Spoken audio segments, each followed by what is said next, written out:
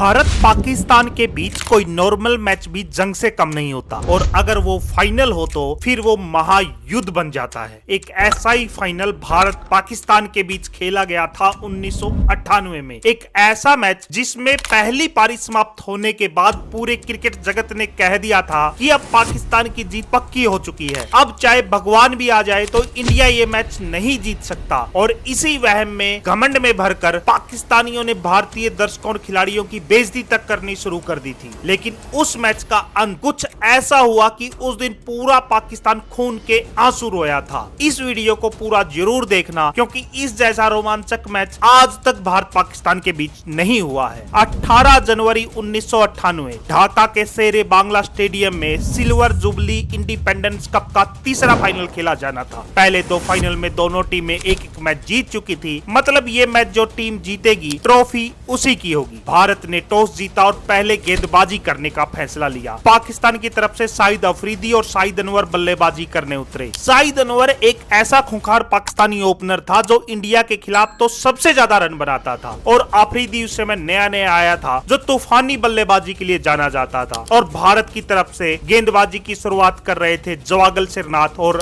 हरविंदर सिंह। शुरुआत में पाकिस्तान ने थोड़ा संभल कर बल्लेबाजी की, एक एक दो दो रन से टीम का स्कोर आगे बढ़ाया। भारतीय टीम भी कोशिश कर रही थी कि इस ओपनिंग जोड़ी को तोड़ा जाए। चौथे ओवर में भारत को एक मौका भी मिला जब हरविंदर की गेंद पर अफरीदी ने मिड ऑफ पर मारने की कोशिश की, लेकिन राहुल संघवी से कैच छूट गया। अफरीदी का कैच छोड़ना बहुत खतरनाक हो सकता था क्योंकि अफरीदी एक ऐसा खिलाड़ी था जो चौके और छक्कों से पूरा मैच बदल देता था और वही हुआ भी। उसी ओवर में अफरीदी ने लॉन्ग ऑन पर एक जबरदस्त छक्का ठोक दिया और फिर अगले ओवर में शाहिद अनवर ने भी श्रीनाथ को कट लगा के पॉइंट पर जबरदस्त चौका लगा दिया। अब लग रहा था कि ये जोड़ी भारत के लिए खतरनाक हो सकती है, लेकिन अगले ओवर में हरविंदर सिंह की गेंद पर अफरीदी ने पॉइंट के ऊपर से मारने की कोशिश की, लेकिन रॉबिन सिंह ने हवा में उछलकर एक जबरदस्त कैच लपक लिया और पाकिस्तान की इस खतरनाक सलामी जोड़ी को तोड़ दिया। अफरीदी के आउट होने के बाद आमिर सोहेल बल्लेबाजी करने आए, लेकिन विकेट गिरने के बाद भी पाकिस्तान ने आक्रामक बल्लेबाजी जारी रखी। अगले ही ओवर में अनवर ने श्रीनाथ को कवर पर जबरदस्त चौका लगा दिया और उसके अगले ओवर में हरविंदर सिंह को भी अनवर ने जबरदस्त स्ट्रेट ड्राइव का चौका लगाया। अनवर अब खतरनाक बल्लेबाजी कर रहा था। 10वें ओवर में अमीर साहिल ने भी एक शानदार छक्का लगा दिया और उसकी बदौलत पाकिस्तान का स्कोर 10 ओवर में ही 55 के स्कोर पर पहुंच गया था। छक्का मारने के बाद आमिर सोहेल पूरे घमंड में आ चुका था। उसने हरविंदर सिंह की बेइज्जती करते हुए कहा कि फास्ट बॉलिंग करना तुम हिंदुस्तानियों के बस की बात नहीं है। लेकिन हरविंदर ने अपने अगले ही ओवर में सोहेल को विकेट के पीछे मोंगिया के हाथों कैच आउट करवा के उस पाकिस्तानी को उसकी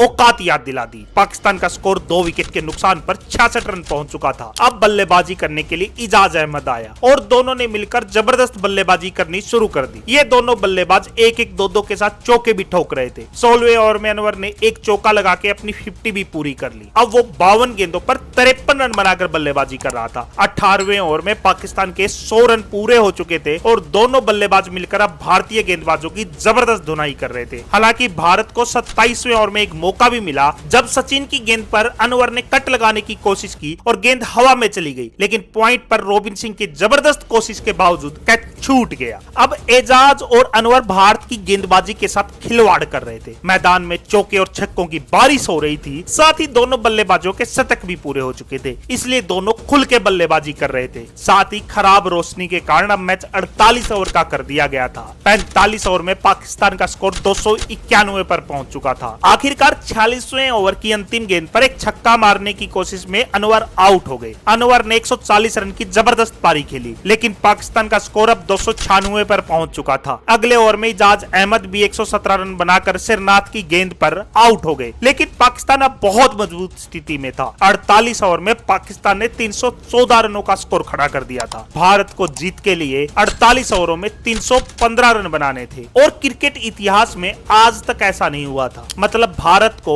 अगर आज जीतना था तो वर्ल्ड रिकॉर्ड बनाना था, लेकिन पाकिस्तान की खूंखार गेंदबाजी के सामने ये लगभग नामुमकिन जैसा था। कमेंटेटरों ने तो यह तक कह दिया था यह टूर्नामेंट पाकिस्तान का ऑलरेडी हो चुका है। पाकिस्तान के दर्शक स्टैंड्स में बेशर्मी का खुला नाच कर रहे थे और इन सब के घमंड में भर के शाहिद अफरीदी ने कह दिया हिंदुस्तानियों को अब ये मैच उनका भगवान भी नहीं जिता सकता है। लेकिन अहंकार में नंगा नाच कर रहे पाकिस्तानी भूल गए थे never ever ever under estimate the Indians. Bharat की पारी शुरू हुई, सचिन तेंदुलकर और सौरव गांगुली बल्लेबाजी करने के लिए मैदान पर उतरे। सामने 314 रनों का पहाड़ सा स्कोर था। पहले 2 ओवरों में दोनों ने संभल कर बल्लेबाजी की, लेकिन सचिन को अच्छी तरह पता था कि इतना बड़ा स्कोर को पार कर रहा है तो शुरुआत से ही तेज रन बनाने होंगे। तीसरे ओवर की आखिरी गेंद पर सचिन ने बैकफुट पर जाकर शानदार पुल शॉट खेला और सीधा चौके के लिए बॉल चली गई। भारतीय फैंस का शोर अब स्टेडियम में गूंजने लगा था। अगले ओवर की पहली गेंद पर गांगुली ने भी वही किया। गेंद छोटी पड़ी, गांगुली ने जोरदार पुल खेला, एक और चौका। अब भारतीय दर्शकों का जोश चरम पर था, लेकिन गांगुली यहीं नहीं रुके। अगली गेंद पर उन्होंने हवाई कट लगाया। गेंद थर्ड मैन की ओर गई। फील्डर ने रोकने की कोशिश की, लेकिन गेंद हाथ से उछलकर चली गई और चौका हो गया। ढाका के मैदान में अब भारतीय दर्शकों का शोर पूरी तरीके से हावी हो चुका था। हर बाउंड्री पाकिस्तानियों द्वारा की गई बेइज्जती का जवाब बन रही थी। भारत का स्कोर 5वें ओवर में 25 रन पर पहुंच चुका था। इसके बाद गांगुली ने स्ट्रेट ड्राइव का एक और जबरदस्त चौका लगा दिया। अगले ओवर में सचिन ने बॉलर के सिर के ऊपर से उठाकर एक शानदार चौका ठोक दिया। सचिन और सौरव की जोड़ी अब पाकिस्तान पर हावी हो रही थी, लेकिन ये चौका लगने के बाद अजहर महमूद बौखला गया और सचिन के पास जाकर गालियां निकालने लगा। लेकिन सचिन की एक खासियत थी, कभी भी वो बॉल के जवाब नहीं देते थे, वो अपना जवाब अपने बल्ले से देते थे। और जैसे ही महमूद ने अगली गेंद फेंकी, सचिन ने मिड विकेट पर करारा चौका ठोक दिया। इस चौके के बाद पाकिस्तान के कप्तान राशिद लतीफ ने फील्डिंग बदली, लेकिन सचिन ने जबरदस्त कवर ड्राइव लगा के एक और चौका लगा दिया। इस बार महमूद की अगली गेंद को सचिन ने फिर से उठा के मारा और गेंद फिर से चौके के लिए चली गई। 4 गेंदों पर 4 चौके लगाकर सचिन ने अजहर महमूद को बता दिया कि सचिन पाकिस्तानियों का बाप है, उससे बदतमीजी की तो उन्हें करारा जवाब मिलेगा। भारत का स्कोर 6 ओवर में 48 रन पर पहुंच चुका था और सचिन अब खूंखार मूड में आ चुके थे। अगले ओवर की पहली गेंद पर सचिन ने एक और चौका ठोक दिया। पाकिस्तान अब इतना बड़ा स्कोर बनाने के बाद भी दबाव में आ चुका था। उनका कप्तान राशिद लतीफ लगातार अपने गेंदबाजों से बात कर रहा था कि सचिन को कैसे रोका जाए, लेकिन अगली गेंद पर सचिन ने फ्लिक करके एक और चौका लगा दिया। सचिन अब पाकिस्तान के गेंदबाजों की धज्जियां उड़ा रहे थे। 7वें ओवर में शाहिद अफरीदी को गेंदबाजी करने के लिए बुलाया गया, लेकिन गांगुली ने उसको भी कवर पर एक जबरदस्त चौका ठोक दिया। 8वें ओवर में एक और गेंदबाजी में परिवर्तन करके स्क्लैन मुश्ताक को बुलाया, लेकिन सचिन ने उसकी पहली गेंद पर आगे बढ़कर लॉन्ग ऑन के ऊपर से खतरनाक छक्का लगा दिया। 8 ओवर के बाद भारत का स्कोर 71 पर पहुंच चुका था। भारत अब 9 की रन रेट से रन बना रहा था। भारतीय दर्शकों में अब जीत की उम्मीद जाग रही थी, लेकिन अगले ही ओवर में अफरीदी की गेंद पर छक्का मारने की कोशिश में सचिन आउट हो गए। सचिन ने 26 गेंदों पर 41 रन की ताबड़तोड़ पारी खेली, लेकिन उस टाइम सचिन के आउट होने का मतलब होता था आधी भारतीय टीम का आउट हो जाना। इसलिए पाकिस्तानी सचिन के आउट होने पर पागलों की तरह जश्न मना रहे थे। पाकिस्तानी दर्शक भी बुरी तरह चिल्ला रहे थे और भारतीय दर्शक वो बेचारे शांत होकर बैठ गए थे, मानो उनका सब कुछ खत्म हो गया हो। लेकिन ठीक इसी वक्त भारत के कप्तान मोहम्मद अजहरुद्दीन ने एक ऐसा फैसला लिया जिसने इस पूरे मैच को बदल दिया। सिद्धू की जगह उस दिन नंबर 3 पर पिच हिटर के रूप में भेजा गया रोबिन सिंह को, जो इस सीरीज में बल्ले के साथ बुरी तरह से फ्लॉप हुए थे। रोबिन पर आज जिम्मेदारी थी तेजी से रन तो बनाए ही, लेकिन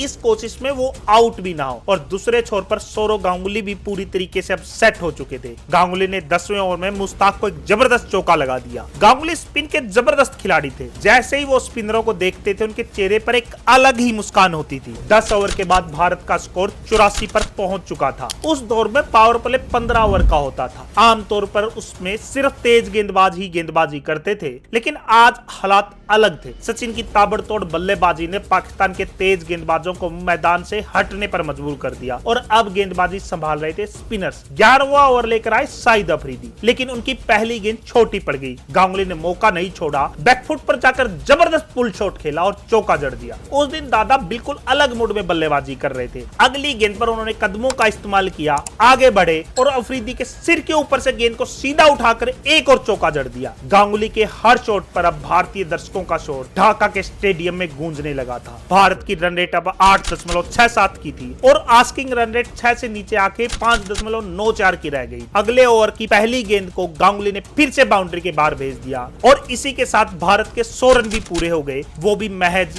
11.1 ओवर में। लेकिन अगले ओवर में जब अफरीदी आया तो उसने जानबूझकर गांगुली को अपना कंधा मार दिया और बेशर्मी से दादा की तरफ देखकर हंसने लगा। उसे देखकर गांगुली गुस्से से आग बबूला हो गए और आगे बढ़ के उसके लॉन्ग ऑन के ऊपर से जबरदस्त छक्का लगा दिया और अब हंसने की बारी दादा की थी और अफरीदी को उसकी औकात भी समझ में आ गई थी और इसी के साथ गांगुली की 50 भी पूरी हो गई। वो भी सिर्फ 42 गेंदों पर 52 रन बनाकर बल्लेबाजी कर रहे थे। अगले ओवर में रॉबिन सिंह ने भी एक जबरदस्त कवर ड्राइव का चौका लगा दिया और फिर उसके अगली गेंद पर रॉबिन सिंह ने कट लगाकर एक और चौका लगाया। लेकिन इसके बाद पाकिस्तानियों ने दोनों भारतीय बल्लेबाजों को बांध कर रखा। पिछली 29 गेंदों से भारत का कोई चौका नहीं आया था, जिससे अब धीरे धीरे दबाव बढ़ रहा था। ड्रेसिंग रूम में बैठे सचिन भी अब टेंशन में नजर आ रहे थे, लेकिन दादा ने उसी समय एक जबरदस्त कवर ड्राइव खेलते हुए चौका लगा दिया। कहते हैं जब एक लेफ्ट हैंडेड कवर ड्राइव खेलता है उससे खूबसूरत कुछ नहीं होता। ये कवर ड्राइव भी कुछ वैसा ही था और इसी चौके के साथ भारत के 150 रन भी पूरे हो चुके थे।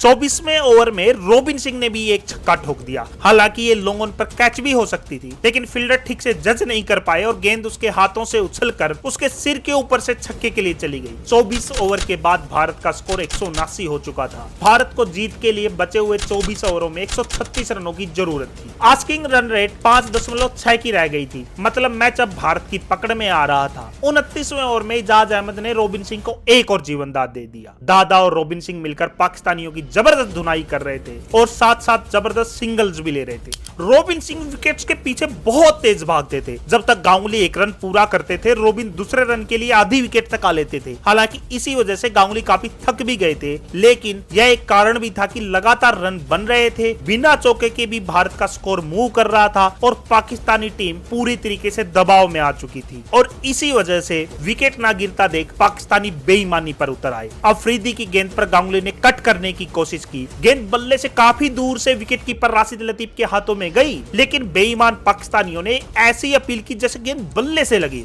लेकिन अंपायर ने गांगुली को नॉट आउट ही दिया। पाकिस्तानियों की बेईमानी भी उनको विकेट नहीं दिलवा पाई। भारत को अब जीत के लिए 96 गेंदों पर 105 रन की जरूरत थी। अगले ही ओवर में रॉबिन सिंह ने एक जबरदस्त चौका लगा के आस्किंग रन रेट को और नीचे ला दिया। इसके बाद गांगुली ने सिंगल लेकर अपना शानदार शतक पूरा किया। पूरा स्टेडियम दादा के लिए तालियां बजा रहा था, लेकिन उन्होंने उसका कोई खास सेलिब्रेशन नहीं किया क्योंकि उन्हें भी पता था काम अभी बाकी है, क्योंकि इंडिया को जीत के लिए 81 गेंदों पर अभी भी 91 रनों की जरूरत थी। भारत को डकवर्थ लुईस नियम का भी ध्यान रखना था क्योंकि लाइट्स लगातार कम हो रही थी, अंधेरा हो रहा था, इसलिए ये भी डर था कहीं मैच बीच में ना रुक जाए। इसीलिए रॉबिन सिंह ने अब रिस्क लेना शुरू कर दिया और शाहिद अफरीदी को लॉन्ग ऑन के ऊपर से जबरदस्त छक्का लगा दिया। छक्का लगते ही अफरीदी रॉबिन सिंह के पास जाकर बदतमीजी करने लगा और गालियां निकालने लगा, लेकिन अगली गेंद पर रॉबिन सिंह ने एक चौका और ठोक दिया। 35वें ओवर में भारत का स्कोर 239 पर पहुंच चुका था। अब भारत को जीत के लिए 78 गेंदों पर 76 रन चाहिए थे। आस्किंग रन रेट अब फिर से 6 रन के नीचे आ चुकी थी। मैच पूरी तरीके से भारत के पक्ष में आ चुका था, लेकिन कहते हैं ना, भारत और पाकिस्तान के बीच कोई भी मैच एक तरफा कभी होता है। 39वें ओवर में बड़ा शॉट मारने की कोशिश में रॉबिन सिंह कैच आउट हो गए। रॉबिन ने 83 गेंदों पर 82 रन की जबरदस्त पारी खेली। भारत को जीत के लिए अब 59 गेंदों पर 65 रनों की जरूरत थी। रॉबिन के आउट होने के बाद अजरुद्दीन बल्लेबाजी करने आए, लेकिन वो लगातार डॉट बॉल खेल रहे थे। भारत के पक्ष में जो पूरा मोमेंटम था वो टूट चुका था। एक बार तो अजरुद्दीन रन आउट होने से बाल बाल बचे। इसी वजह से गांगुली को एक्स्ट्रा रिस्क लेना पड़ रहा था। इस कोशिश में वो भी बाल बाल बचे जब गेंद बल्ले का बाहरी किनारा लेकर थर्ड मैन पर चौके के लिए चली गई। इसके बाद दादा ने आगे बढ़कर एक और चौका लगा दिया। भारत को जीत के लिए 41 गेंदों पर 47 रन की जरूरत थी। अजहर की स्लो बैटिंग से भारत पर दबाव बढ़ रहा था और इसी दबाव में अजहर सकलैन मुश्ताक की गेंद पर आउट हो गए। इतने बड़े लक्ष्य का पीछा करते हुए अजहर ने 11 गेंदों पर सिर्फ 4 रन बनाए। इसके बाद अजय जडेजा बल्लेबाजी करने आए और आते ही जडेजा ने भी डॉट बॉल खेल दी, जिससे गांगुली पर तेजी से रन बनाने का दबाव बढ़ चुका था और इसी दबाव को हटाने के लिए वो बड़ा शॉट खेलने गए और बोल्ड हो गए। गांगुली ने 124 रन की जबरदस्त पारी खेली। एक समय जो मैच भारत की मुट्ठी में था वो पाकिस्तान की तरफ जा रहा था। अब पाकिस्तान के दर्शक स्टेडियम में जश्न मना रहे थे और भारत के दर्शक मायूस होने लगे थे। हालांकि सिद्धू ने आते ही एक चौका लगा के दबाव थोड़ा कम जरूर किया। 31 गेंदों पर 37 रनों की जरूरत थी, लेकिन अगले ही ओवर में सिद्धू भी सिर्फ 5 रन बनाकर एलबीडब्ल्यू आउट हो गए। भारत के 5 विकेट गिर चुके थे और पूरे ढाका स्टेडियम में पाकिस्तान के नारे गूंज रहे थे। उनका झंडा फहरा रहा था, यहाँ तक कि उनके कई दर्शक तो बदतमीजी पर उतर आए थे। इसके बाद अजय जडेजा और ऋषिकेश कानिक्तर ने धीरे धीरे स्कोर को आगे बढ़ाया। जीत के लिए भारत को 15 गेंदों पर 19 रन की जरूरत। भारत का सारा दारोमदार अजय जडेजा पर टिका हुआ था, लेकिन सकलैन मुश्ताक ने अगली गेंद पर जडेजा को बोल्ड करके भारत की उस उम्मीद को भी खत्म कर दिया। पाकिस्तान के खिलाड़ी ऐसे जश्न मना रहे थे जैसे उन्होंने मैच ही जीत लिया हो। इसके बाद नैन मोंगिया बल्लेबाजी करने आए। पहली गेंद पर जोरदार अपील हुई, हालांकि अंपायर ने नॉट आउट दे दिया, लेकिन भारत को 13 गेंदों पर 19 रन की जरूरत थी। ओवर की अंतिम गेंद पर मोंगिया ने 1 रन ले लिया। अब 2 ओवर में जीत के लिए 18 रन चाहिए थे। भारत को कहीं से भी 2-3 चौकों की जरूरत। धड़कनें बढ़ चुकी थी, ड्रेसिंग रूम भी पूरे टेंशन में आ चुका था। 47वें ओवर की पहली गेंद पर मोंगिया ने जबरदस्त कवर ड्राइव का चौका ठोक दिया। बहुत देर के बाद अब स्टेडियम में तिरंगा लहरा रहा था। हिंदुस्तान जिंदाबाद के नारे अब लग रहे थे। 11 गेंद 14 रन चाहिए भारत को ये टूर्नामेंट जीतने के लिए। इसके बाद मोंगिया ने एक सिंगल ले लिया। इसके बाद कानिक्तर ने 2-2 रन भागकर भारत का स्कोर 306 पर पहुंचा दिया। 7 गेंदों पर अब 9 रन चाहिए थे, लेकिन अंतिम गेंद पर 22 का रन लेने की कोशिश में मोंगिया रन आउट हो गए। नैन मोंगिया के साथ साथ अब भारत की उम्मीद भी वापस पवेलियन जा रही थी। अंतिम ओवर में भारत को जीत के लिए 9 रन चाहिए थे। कानिक्तर स्ट्राइक पर और Javagal Sarna non strike and पर थे और गेंद थी पाकिस्तान के लेजेंडरी स्पिनर सकलैन मुश्ताक के हाथ में। इन 6 गेंदों पर फैसला होना था कि आज ढाका में तिरंगा लहराएगा या पाकिस्तानियों का नंगा नाच होगा। पहली गेंद पर कानिक्तर ने जबरदस्त पुल किया, लेकिन गेंद सीधा फील्डर के पास चली गई और सिर्फ 1 ही रन मिल सका। जीत के लिए 5 गेंदों पर 8 रन चाहिए थे और श्रीनाथ स्ट्राइक पर थे। अगली गेंद पर श्रीनाथ ने पूरा जोर लगा के बल्ला घुमाया, लेकिन गेंद बल्ले का बाहरी किनारा लेकर शॉर्ट थर्ड मैन के फील्डर के ऊपर से चली गई और जब तक गेंद फील्ड होती दोनों ने भागकर 2 रन ले लिए। अब 4 गेंदों पर 6 रन की जरूरत थी। अगली गेंद पर श्रीनाथ ने फिर से बहुत तेज बल्ला घुमाया। गेंद बहुत ऊंची हवा में चली गई। गेंद जैसे ही हवा में गई, पूरे भारत की जैसे सांस रुक गई हो। 3 पाकिस्तानी गेंद को कैच करने के लिए उसके नीचे आ रहे थे, लेकिन गेंद तीनों फील्डरों के बीच में ही गिर गई। श्रीनाथ भागकर फिर से 2 रन ले गए। पाकिस्तान के तीनों फील्डर एक दूसरे को देखते रह गए कि कौन कैच करेगा और गेंद उनके बीच में ही गिर गई। पाकिस्तानियों की इस बेवकूफी पर कमेंटेटर भी हंस रहे थे। जीत के लिए 3 गेंदों पर अब 4 रन की जरूरत थी। अगली गेंद पर श्रीनाथ ने कट खेलकर तेजी से भागते हुए फील्डर के हाथ में से 1 रन ले लिया। स्ट्राइक पर अब कानिक्तर आ गए थे और जीत के लिए 2 गेंदों पर 3 रन की जरूरत थी। अब कुछ भी हो सकता था। भारत जीत सकता था, पाकिस्तान जीत सकता था, यहाँ तक कि मैच भी टाई हो सकता था। समय जैसे थमसा गया था। पूरा स्टेडियम सांसें थाम कर इन 2 गेंदों को देखने के लिए तैयार था। कमेंट्री में कहा जा रहा था कि अगर आपका दिल कमजोर है तो ये मैच मत देखिए। और जैसे ही सकलैन ने अगली गेंद फेंकी, कानिक्तर ने स्वीप लगाते हुए मिड विकेट पर एक जबरदस्त चौका ठोककर भारत को ऐतिहासिक जीत दिला दी। एक ऐसी जीत जिसे भारत के क्रिकेट इतिहास में हमेशा हमेशा याद रखा जाएगा। चौका लगते ही सभी भारतीय खिलाड़ी भागते हुए मैदान में आकर जश्न मनाने लगे। पूरे स्टेडियम में हिंदुस्तान जिंदाबाद के नारे गूंज रहे थे और तिरंगा लहरा रहा था। और कानिक्तर का वो चौका हमेशा हमेशा के लिए भारतीय क्रिकेट में अमर हो गया था। साथ ही बदतमीज पाकिस्तानियों को जवाब मिल चुका था कि तुम्हारे लिए हमारे भगवान की जरूरत नहीं है, हम ही काफी है तुमको निपटाने के लिए। सौरव गांगुली को उनके शानदार शतक के लिए मैन ऑफ द मैच दिया गया। साथियों, भारत की जीत का असली हीरो कौन था कमेंट करके बताइए। और क्रिकेट के फैन हैं तो वीडियो को लाइक करके चैनल को सब्सक्राइब जरूर करिए, क्योंकि अगला वीडियो इससे भी खतरनाक होने वाला है।